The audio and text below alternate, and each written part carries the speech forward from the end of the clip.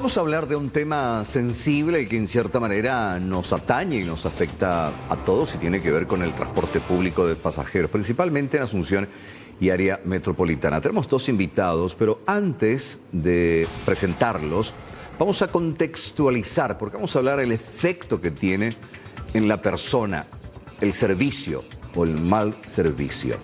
Vamos a arrancar con números que hacen referencia a lo que significa el transporte público en Asunción y área metropolitana.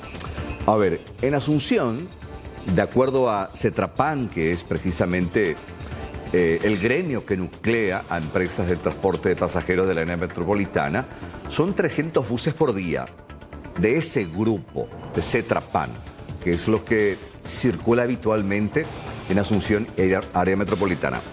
300, ellos dicen, no sé si esa cantidad realmente es la que cruza las calles ante las denuncias permanentes de las reguladas. 378.000 personas utilizan el transporte público en Asunción. Sí, 378.000, una buena cantidad. A ver, la siguiente placa. Asunción tiene una población de 521.000 habitantes, gente que vive en Asunción. Recordar que hay mucha gente, casi una misma cantidad, que viene habitualmente desde la ciudad dormitorios a trabajar a Asunción. Imagínense todo lo que significa esa cantidad de gente que viene a Asunción. La otra que viene, más un mal servicio del transporte público que venimos exigiendo y venimos quejándonos desde hace años. ¿Y de qué manera eso afecta en la salud mental? Bueno, para hablar de ese tema y los efectos hemos invitado esta mañana, está con nosotros el doctor Agustín Barúa Cafarenas, médico especialista en psiquiatría de atención primaria de salud y es antropólogo también. Y Propama, que es un poco el gremio que sufre todos los días porque es usuaria y forma parte de este gremio, precisamente es Belén González. Para ambos, buena siesta, ¿cómo están? Bienvenidos. Gracias. Buenas tardes, gracias por la invitación. Bueno, a ver, Belén, ¿estos números más o menos coinciden? ¿Son así?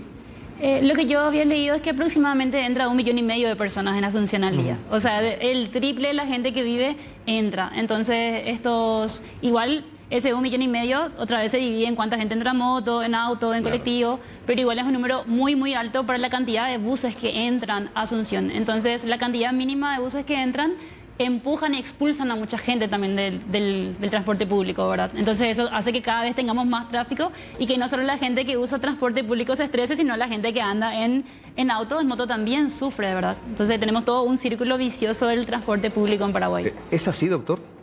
Realmente, yo siempre recuerdo algo que decía Jorge Lara Castro, este sociólogo, que decía que la primera escuela cotidiana de maltrato y sumisión es el transporte público en Asunción.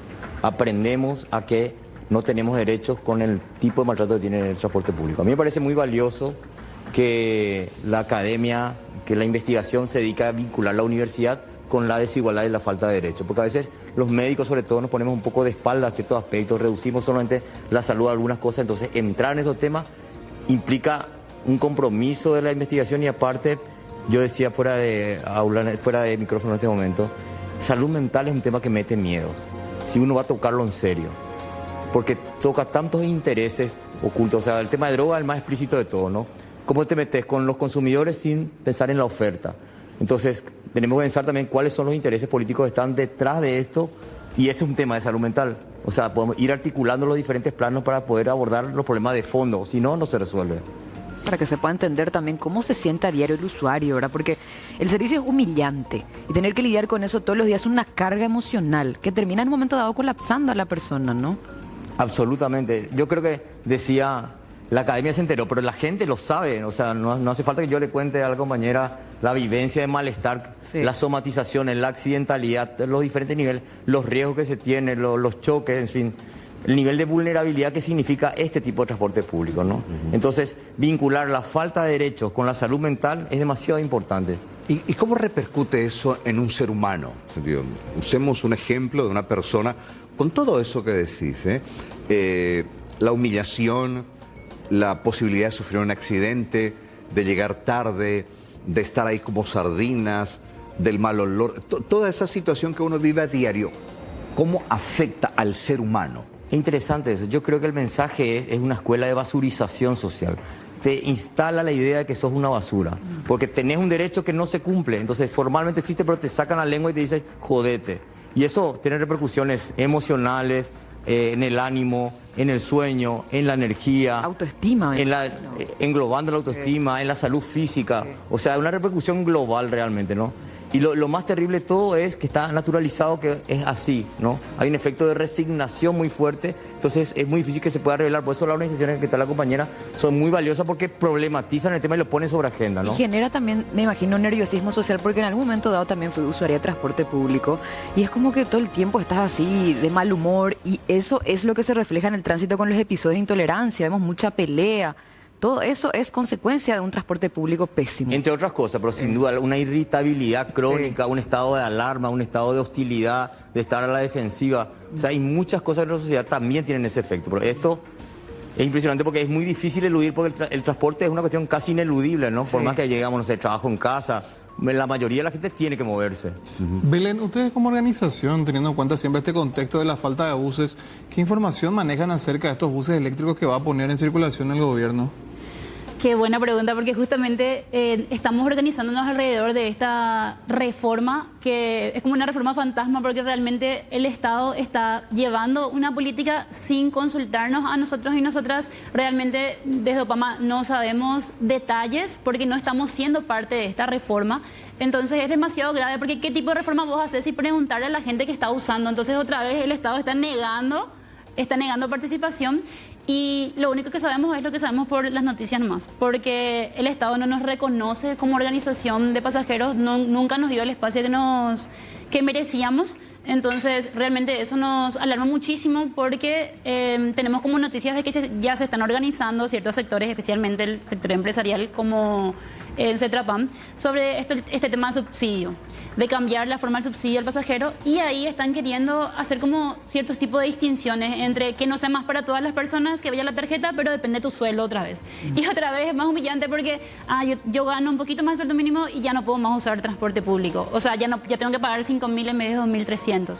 Entonces, esta pregunta que haces sobre cuántos buses van a venir, nosotros sabemos lo que vemos en la tele y en los diarios porque el Estado nos está ignorando respecto a eso.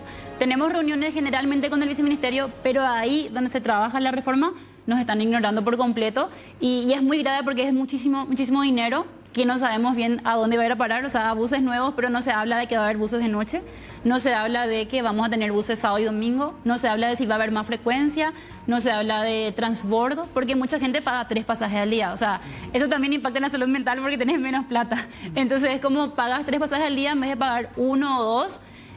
Porque necesitamos reorganizar también el tema de los itinerarios, porque hay gente que viene, no sé, de Capiatá y podría tomar un bus, nomás bajarse con el mismo pasaje, subirse a otro y ahí va a mejorar también su calidad de vida, el gastar menos plata, pero tampoco se habla de eso.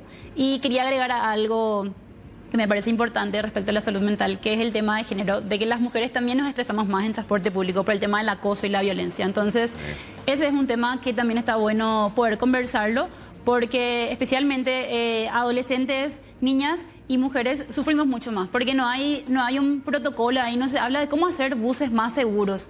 Hay como ciertas empresas que tienen como ciertos así mecanismos o cositas, pero no se habla desde el viceministerio qué hacemos con las largas esperas en las paradas de noche, los acosos. Implica también una cuestión de seguridad. Exacto. Porque siempre el sector más vulnerable para los ataques son las mujeres. Exacto. Entonces, yo leí el artículo científico y hablaba un poquitito de la inseguridad, pero quería agregar a eso esto de qué pasó cuando estás esperando, salías a las 7 y te subías a las 9 o a las 8, oscuro, ya no hay nadie en la parada, te sentís como mucho más ansiosa. Y después, ¿qué pasa también cuando se llena el colectivo y te empiezan a tocar? O sea, hay como muchas cosas ahí también. ¿Alguna vez fuiste víctima de algún tipo de...? Sí, muchísimo. Y lo más resaltante es que me pasó mucho siendo adolescente. Ahora, siendo adulta, no me pasa más. Y creo que estadísticamente luego le pasa más a las adolescentes. O sea, cuando era más colegiante o más cuando era colegiante. ¿Y qué tipo de acoso? De esos que difícil con esta pregunta, pero te voy a decir. De esos que te hablan. No, es sí. más que nada para... No toqueteos directamente. Más que nada para, visibilizar y decirle a las autoridades, gente, hay un problema dentro, no solamente el transporte público en sí, sino dentro del transporte público. ¿Quién se encarga de la seguridad de las mujeres? Yo tengo hijas, en algún momento van a tener que movilizarse el transporte público. De solo imaginar enardezco. Entonces, ¿qué hay que hacer? ¿Qué se le puede pedir a las autoridades? Por eso te decía qué tipo, se acercan, te rozan, te hablan. Y realmente no tengo yo la respuesta de qué hay que hacer, porque hay que pensar qué hacer respecto a esto. Pero sí, yo pasé muchísimo toqueteos, o sea, pasa y te roza y te toca directamente. O sea, no es luego ni siquiera hablarte o decirte cosas, directamente te invade en tu espacio personal. Y una aprende con el tiempo a tener como mecanismos de, no sé, de cómo colocarte, no sé. A mí mi tía me enseñó a andar en transporte público y desde el primer día que me iba a subir me decía, vos te quedás cerca del chofer, no te vas hacia el fondo, claro. Si te pasa algo, gritás, cosa. Pero igual me pasaba y, no sé, hacía lo que podía ahí para... Me doy cuenta que es una jungla. Te metes dentro, es una jungla. Y por otra parte, la tensión permanente con la que uno vive, ¿verdad? Me puede pasar, tengo que hacer esto. Otra preocupación de que te quedes sin el colectivo. O sea que un miedo constante en la mente de uno a uno, ¿verdad? Quiero remarcar un aspecto que decías recién. Yo vengo del mundo de la salud comunitaria. En el mundo de lo sanitario hay como dos ámbitos, lo comunitario y lo hospitalario. Hay, por ejemplo, un componente central de la salud hospitalaria, es la higiene. O sea, es muy difícil pensar ese contexto sin higiene. ¿Saben en la salud comunitaria cuál es el componente central? La participación. ¿Por qué? Y cuando la compañera decía que las organizaciones están siendo consultadas, es súper violento para las organizaciones que no se les consulte. O sea, que no haya participación es un impacto directo en la salud mental de la gente, ¿no? Que, sobre todo, más todavía cuando hay organizaciones que tienen una trayectoria, un esfuerzo, no son reconocidos. ¿Y cómo se va a confiar? Tenemos una crisis de desconfianza social muy fuerte en Asunción. Estamos como cada vez más predispuestos a pensar que el otro me está jodiendo. Y eso es un clima inmersivo, estamos envueltos en eso. Yo también me di cuenta del tema, me quedo con el tema de la cuestión de los ataques, me preocupa mucho más que nada porque hay un sector femenino muy importante que se moviliza en el transporte público. El tema de las cámaras, también enseñarle a nuestras hijas a denunciar, a gritar, a escrachar públicamente a esos violentos que están dentro del transporte. Y enseñarle a los hijos a no acosar y a respetar también No, totalmente. Sí, es que realmente son como muchos aspectos porque, claro, cámara puede ser una cosa, pero también esto de hablar con la gente y trabajar comunitariamente, hablar con los choferes, o sea, qué pasa si pasa algo, o inclusive qué pasa si hay un robo dentro del colectivo y se da cuenta el chofer. Son como muchas cosas que pasan en el transporte público y que igual uno va como aprendiendo a medida que va usando, ¿verdad? Pero es menos dialogante, ¿no? Asustados, desconfiados, encerrados, enojados, ¿no? Un clima emocional muy fuerte. Entonces, si es que no tenemos como una propuesta desde nosotros como ciudadanía y desde el gobierno para poder como generar, podemos escucharnos, podemos analizar juntos, nos vamos a encontrar soluciones, porque esto no es una cuestión que venga un mesías que salve a esto, ¿no? Es un problema colectivo que necesita respuestas colectivas. Exacto. Y ahí fundamental, obviamente, las voces de la gente que el usuario, ¿sentido? Porque al final el que resuelve o los que resuelven no se manejan en el transporte público. Porque están los miembros ejecutivos, los empresarios del transporte. Esa gente no se maneja en colectivo, en transporte público. Entonces es importante escuchar a la gente que todos los días debe de sobrellevar su día a día dentro de esto que es una jungla. Yo creo que va a parecer muy difícil que entiendan porque se manejan en cápsulas ¿verdad? Totalmente. O sea, no saben cuál es la realidad de la gente allá afuera. Cómo tomar decisiones sin tener empatía. Y hablando de grupos afectados, escuchando lo que decía Belén, a mí me toca, por ejemplo, ver a las 9 de la noche sobre Mariscal López saliendo del campus de San Lorenzo, ya no hay colectivos. Hay grupos de jóvenes, la mayoría de chicas, que van caminando cuadras y cuadras buscando alguna forma de movilizarse. A las 9 ya no hay colectivos sobre Mariscal López. Increíble eso. Exacto. Saliendo del campus. Y eso no está pensado en esta nueva frecuencia, o sea, como en esta nueva reforma, ojalá nueva frecuencia. Justamente hay como sectores que están más expuestos otra vez a las reguladas. O sea, ¿qué pasa con los estudiantes y las estudiantes que terminan las clases a las 9, 9:30? Inclusive, la vez pasada nuestro compañero de la FENADE estaba diciendo que qué pasa con los colegiantes que están en el turno noche también. Claro. O sea, son adolescentes también que salen a las 8, 8:30 y ya no encuentran tampoco más colectivo. Entonces, ¿y qué pasa con la gente también que trabaja en ciertos sectores, como el gastronómico, por ejemplo? Y ni hablar luego sábado y domingo. O sea, sábado y domingo poder salir a justamente hacer una actividad recreativa que le ayude a tu salud mental, no tenés colectivo. Entonces ahí, ¿cómo hablamos del ocio y de recreación o de salir un domingo si no hay colectivos? Entonces otra vez, el ocio depende de cuánta plata tengas para pagar un servicio privado. Es interesante cómo este emergente trae toda la complejidad de la falta de derechos en nuestro país. En un emergente puntual vos podés hacer un recorrido con todos los aspectos que está haciendo Belén muy lúcidamente, diciendo, mira este aspecto, y está todo entramado. O sea, el análisis está, ¿no? El efecto dominó que tiene. Está integrado, ¿no? Una cosa está mezclada con la otra. Sí.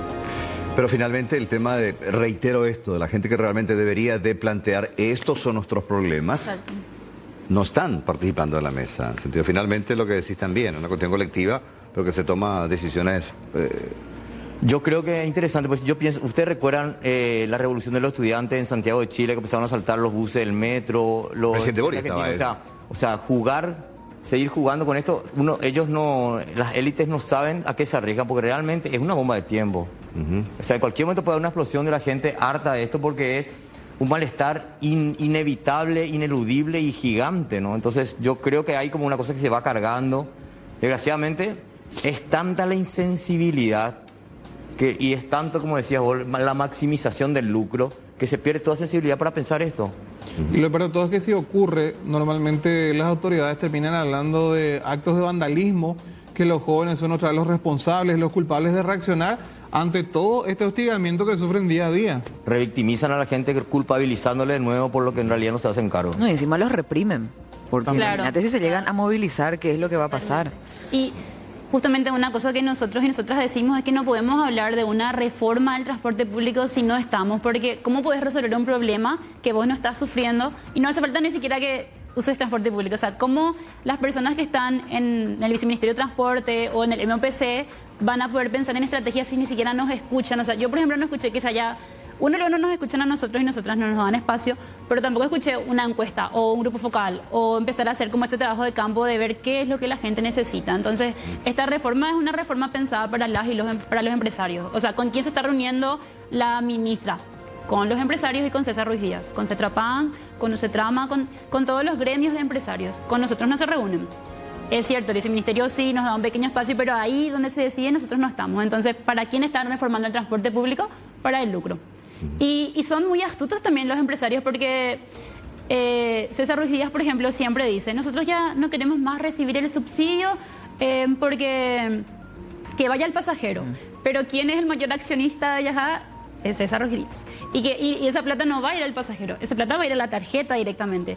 ¿Y qué pasa cuando cambiamos ese mecanismo, por ejemplo? Actualmente, por más que no todas las empresas cumplen, ellos tienen que cumplir como requisitos de IPS, tener un mínimo de flota, que tu colectivo no se caiga a pedazos, aunque igual se cae, ¿verdad? Pero bueno, hay como una serie de requisitos. Y cuando sacamos, y bueno, cuando ellos cumplen se les da el subsidio. Cuando sacamos esos requisitos y yo me subo y pago y automáticamente debitan la plata y le dan al empresario, se pierde el control. O sea, ya no hay más ningún requisito que cumplir porque al subirme yo ya se va a ir la plata directo a los empresarios. O sea, porque el subsidio va a ir al pasajero. En realidad va a ir a la tarjeta y la tarjeta directo le va a depositar a las empresas. Y se puede hacer lo mismo, ellos mismos compran un montón de tarjetas y van pasando, claro, entonces es como se muy veían los videos. Y eso dicen, no, ahora nosotros como noblemente queremos que vaya el pasajero, pero no es así. Y otra cuestión que estábamos como escuchando es esto de que quieren hacer, como poner requisitos para que acceder al subsidio otra vez. Y eso es criminal porque vos cuando te vas, no sé, con 40 grados de fiebre al hospital, no te dicen cuánto ganás o lo que sea. Te ponen un dipirón allá porque la salud pública es un derecho y te baja la fiebre. Pero donde te puedes subir a un colectivo y depende de tu estrato social o de dónde sos para, te aplica el subsidio o no. El transporte público también es un derecho. Exacto, tenemos que verlo como un derecho accesible para todas las personas. Es que yo creo que hay que hacer hincapié en la noción de derecho que está borrada.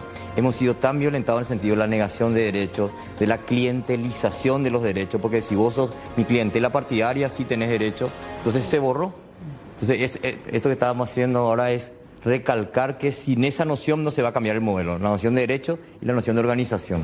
Ahora, ante toda esta sensación de injusticia que se vive por parte de las autoridades, no sé si es percepción mía o pareciera ser que se da como una suerte de sumisión también por parte de la sociedad ante estos acontecimientos. No sé si es tu misma percepción. A mí, retomo lo que decía Lara Castro al principio, ¿no? Él decía justamente, no es casualidad, ¿no? Porque es un adoctrinamiento de la esclavitud. O sea, te convencen de que así es, de que no hay otra forma que sea así. incluso casi que te lo mereces por pobre, ¿no? Entonces, todo ese mensaje que se inyecta masivamente, centenares de miles de personas, todos los días, mañana y tarde, toda la semana, es brutal. O sea, cuando uno piensa en la cantidad de... Alguien decía una vez, un estudio sobre la Constitución Nacional, y decía, 90 artículos de la Constitución Nacional no se cumplen. La Constitución, la Carta Magna, ¿no? Entonces, imagínense de qué Estado de Derecho hablamos si en realidad los que tienen derechos son los que pueden pagar esos derechos, y el resto quedamos fritos. Bueno, qué interesante la charla, da para mucho más realmente, pues siempre, lamentablemente en la televisión siempre los tiempos nos apremian, pero sí dejamos como un punto de partida de seguir hablando, analizando, debatiendo, conociendo un poco más de lo que significa desde el relato en primera persona de ese que sufre todos los días, que tiene que levantarse 3 horas antes de su ingreso. Ingresa a las 7, se levanta a las 3, las 4, porque vienen de ciudades dormitorios.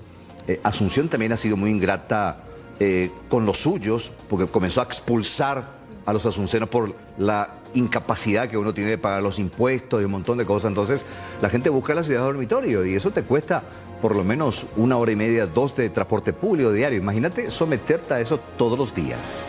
Y el estrés del trabajo en sí luego. Y venir, si sos en una condición de mujer acosada, en serio. Hay una serie de situaciones que a veces uno termina explicándose el por qué los arranques a veces de nerviosismo de la gente. No quiero justificar, pero algún detonante hay. ¿Entiendes? Bueno, lo que queda entonces, lo que rescato todo esto es seguir peleando por nuestros derechos. No queda otra, ¿verdad, Belén? Sí, totalmente. Y vamos a seguir peleando también por ser incluidos y incluidas en la reforma, porque no hay reforma sin pasajeros y pasajeras. Y la invitación a todas las personas que están viendo a poder sumarse a PAMA. El sábado nomás tuvimos una asamblea, salimos organizando unas asambleas, ahora vamos a empezar a volantear en las paradas. Entonces, que se puedan sumar porque el único camino es exigir, porque del cielo no nos va a caer realmente un transporte público digno como nos merecemos, sino que tenemos que luchar por eso. Y finalmente, doctor, también es importante cuando aparecen síntomas de que uno no está bien, desmitifiquemos el tema de la cuestión de psiquiatría, es igual al loco. No, necesitamos consultas profesionales cuando sentimos que algo no está bien aquí en la mente. Yo soy convencido de que la salud mental se construye no solo desde el mundo profesional. A veces nosotros los profesionales queremos como capturar toda la salud mental diciendo solamente con nosotros después. Creo que hay muchas fuentes. Lo que creo sí es que tenemos que aprender a pedir ayuda y a reconocernos cuando estamos mal. Sobre todo los varones, que somos los que más dificultades tenemos porque nos avergüenza y nos descalifica. Y en realidad tenemos problemas porque somos humanos. No es nada humillante, no es nada que nos tenga que denigrar.